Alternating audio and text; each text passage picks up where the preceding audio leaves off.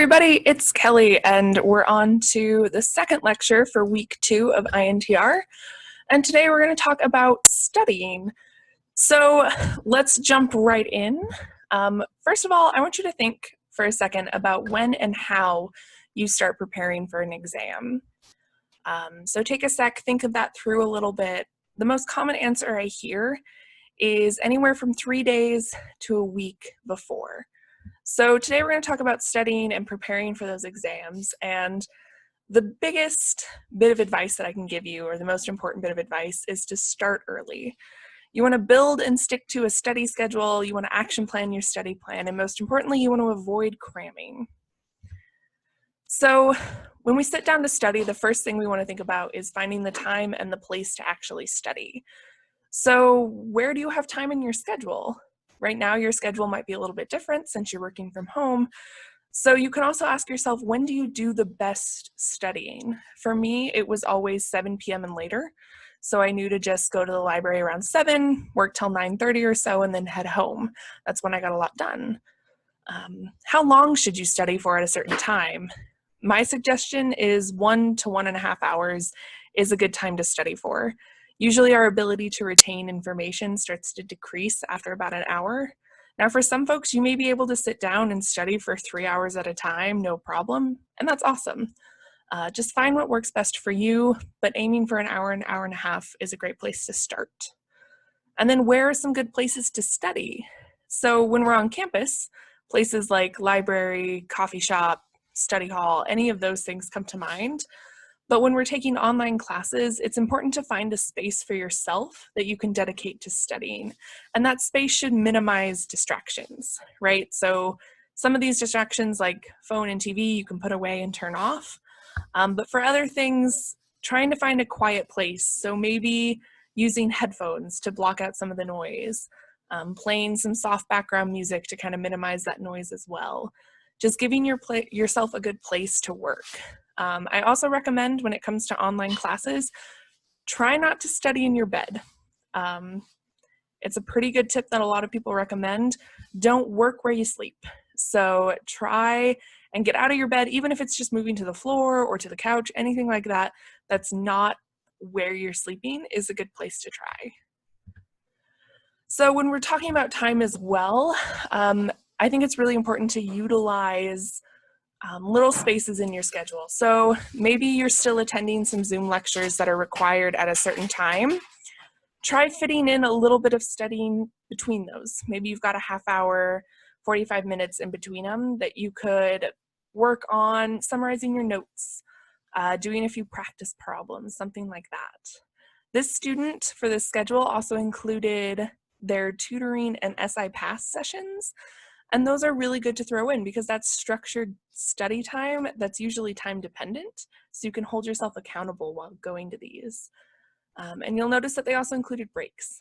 So on their Saturday and Sunday, they had huge blocks of time to study, but they broke it up with half-hour breaks in between each block. And that's really important to give your brain a little bit of a break between subjects, between problems, anything that you need to kind of chill out a little bit. So why don't we just start studying? You know, what's keeping us from having these awesome study schedules? And usually the answer is procrastination or motivation. Trying to find that motivation to get going can be really difficult. So here are some tips on avoiding procrastination. First, studying starts in class. So use your class time efficiently. Arrive to class early and prepared, or if you're doing Zoom lectures, arrive to class on time. And look for instructor hints. So this could be as blatant as them telling you, hey, this will be on the exam, or it can be more subtle, like they just repeat a certain topic over and over again. That's usually a hint that it's pretty important.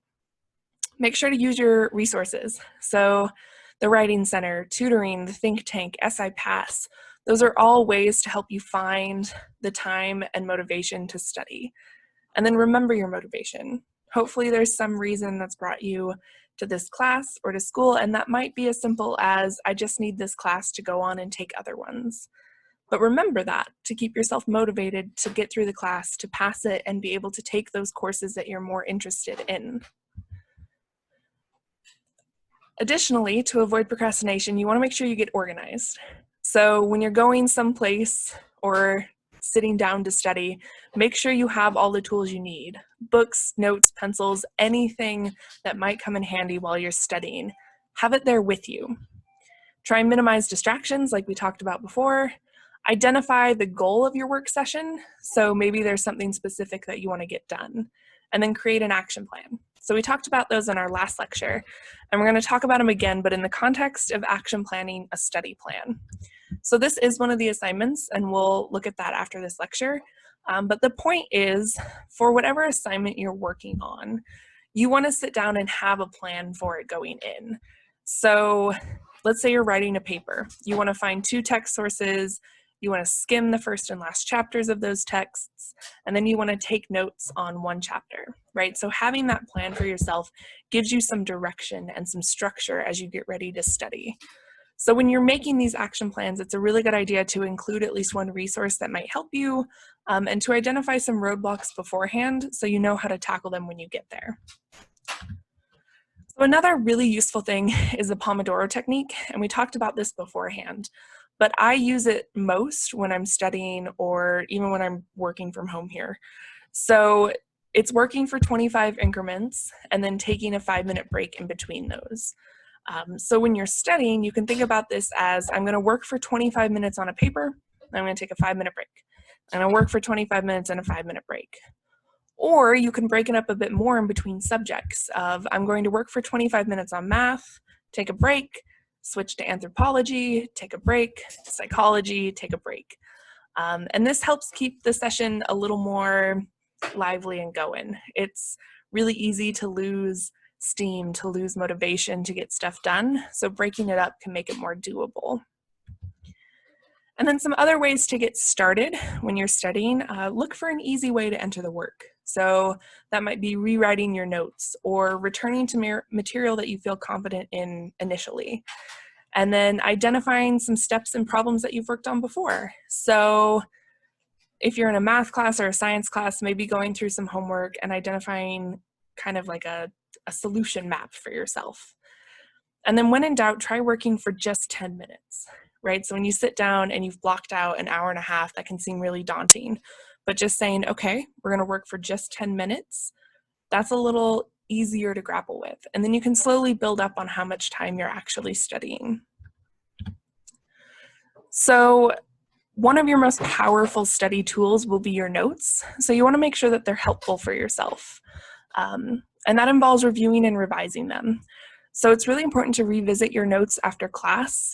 During this, you can summarize key points, fill in any gaps, and then you also want to return to your notes before class and review what you did the day before for this day, and then rewrite your notes to solidify concepts. So one of the best ways that I found to study for courses like literature, English, history, political science was to go back through and rewrite the really main concepts to get a better understanding of what was going on. And that works for any type of class. So when it comes to STEM, I mentioned rewriting or writing out some steps for yourself. And here's an example of one that I did. And you can see our problem at the top. And the first thing I do is I identify what the goal of the problem is, and then I figure out what type of problem it is. And as I solve the solution in math language, I write in plain English next to it what is actually going on. And that builds a much firmer understanding of the concept, and it's a good way to really check how things are going for yourself. And when you summarize your notes, I want you to try this out. So you don't have to turn it in, but I highly suggest finding a couple of sections of your notes and write 2 to 3 sentences for pages or sections that occur. You can also write a slightly longer summary at the end of each lecture break in your notes. That's a really good thing to do as well. Highlight sections that you have questions on, and then make a list of questions that you can email your instructor to get some help with. So what's also nice about these summaries is when you're getting ready to study for a test, you can look at those first. So instead of having to reread all of your notes, you can reread the summaries to determine what sections you feel confident in and which ones might need a little more work still. And make sure when you identify those gaps in your notes that you fill them in. So you can attend online tutoring via Zoom, to figure out some questions from our tutors. You can attend SI Pass sessions to get some peer-assisted study help. You can go to the writing center or the think tank, and then your number one person is always going to be that professor or TA. So if they're teaching the class, they're going to be able to fill in those gaps for you best. So studying needs to be active. Right now we've talked about a lot of review type studying. So what does it mean to study in an active way? Well, our passive learning is a lot of reading, listening, looking, and seeing what's going on, where active learning is a lot more about actually doing stuff. So practicing your answers, taking tests, giving a little speech about it, really engaging with that material in a more hands-on way. So active studying builds connections, and you want to build those connections either if it's between topics that you've covered or just sort of the context that you're learning them in. So, listening to one type of music or doing a certain activity while you're studying can help build those connections as well. And you can think about those things later when you're taking the exam. Another connection is finding a memory device. So you can create one for yourself or you can use one that's already there. So things like FOIL for multiplying binomials. King Phil came over for the genes special for remembering the order of kingdom, phylum, class, order, genus, species. And then finding some association. So maybe you associate a certain topic with your class with a celebrity or a song or anything like that. Finding those associations are good ways for your brain to build connections with the material. So part of active studying is to prepare for the exam to know thy enemy, right? So when you're studying, you want to make sure that you're preparing yourself for the exam format as well and the conditions that you'll take it under. So when you make practice tests, which I highly recommend you do, make sure that you're following the exam format and then take that test in a way that resembles how you'll take it. So setting a time limit, putting away your notes if it's a no notes exam, everything that can kind of get you ready for that environment is really helpful. And when you develop those habits and you study in those conditions, you can feel a lot less stressed when you go to actually take the exam. So you want to practice your answers, whether that's writing them, saying them out loud, making graphs, solving equations. Do something that engages the material in a meaningful way. Try and meet with other people to come up with sample questions and trade those. So often when we write questions for ourselves, we tend to write questions that we know we can answer. So getting questions from other people, whether that's a classmate or your instructor, is a good way to challenge yourself a bit further. And if you're trading them, you can answer each other's questions and then correct them, and that's still possible online. So you can send questions to each other, you can attend an SI Pass session, and trade questions with the folks there, just finding some way to get new and interesting questions for yourself. So one of my favorite things when we're in class in person, I normally have people do this with each other, is to give an elevator pitch. So that's a 1 to 2 minute speech on a topic that you're studying, and you want to word it in a way that is understandable by anyone. And this can serve as a way to check in with your understanding for the material. So the ability to summarize that material in a clear and concise way really shows that you have a firm and deep understanding of it. So go ahead and try this for yourself. Give an elevator pitch to a family member, a friend, your cat, your plant, anybody. Try and summarize some topic that you're learning in 1 to 2 minutes in simple terms. It's a really fun challenge, and it actually really does help you study the material. So then I want to remind you all again, like I do every lecture, to breathe. So when you're studying, it can be really, really kind of tunnel vision, and you're just focused on doing well for this exam, and you don't always take time for yourself. So learn how to decline things. Saying no to lots of extra obligations can just add or can reduce stress. Like having a ton of stuff on your plate is really stressful. And remember that you're human. So connect with your family and friends. Treat yourself to a nice meal, Netflix, long walk, anything you need. Practice some structured breathing and make sure to make sleep a priority. So oftentimes people will cram really late and then get up, start studying again before they go and take an exam. And when you don't have sleep, you can't function as well. So make sure to get enough sleep that you're actually able to perform well when it comes time to take that exam. So the main takeaways here are there's no time like the present to start. It's all about quality of studying over the quantity that you do. Make sure you practice active studying and then practice the way that you need to perform. And most importantly, remember to take a break. So what we're gonna do now is head over to BB Learn, and I'm gonna talk about the second assignment that we had scheduled. So let me share that screen. What you're gonna do is head over to the attendance and participation assignments folder again. Hopefully you're all very familiar with it. And then go to the action plan for a study or project, or for studying/project. And what I want you to do is give me an action plan for some class that you're in, how you're gonna study for it this week. So I posted an example, which we'll look at really quick. And just like last time, you can type this in on the template I give you, or if you just want to type it up in Word or something, you can do it that way.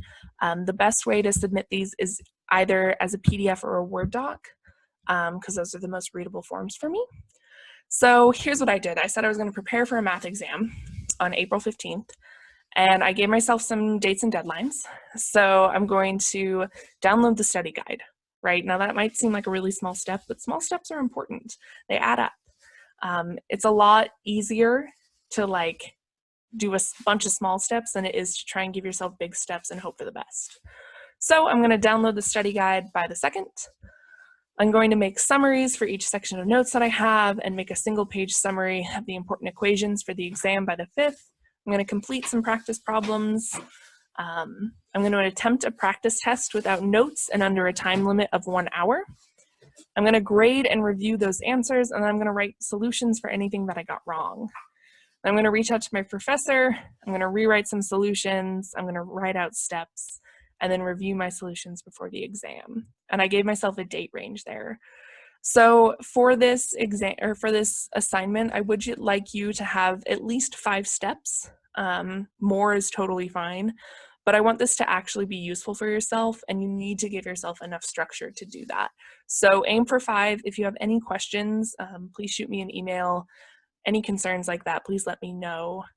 Heading back to the announcements page, so I posted this yesterday that if you haven't responded about instructor check-ins, please do so soon. That's still up. I still haven't heard from everyone, so please reach out to me. I sent you an email. Go ahead and hit reply to that with all the info I asked for. And with that, that is all I have for you for today's lecture. Like always, send me an email or give me a call if you have questions. I'm here for you. Always great. It's been lovely to chat with a couple of you so far that have had instructor check-ins, and I can't wait to hear from all of you. So have a lovely rest of your day. Bye, y'all.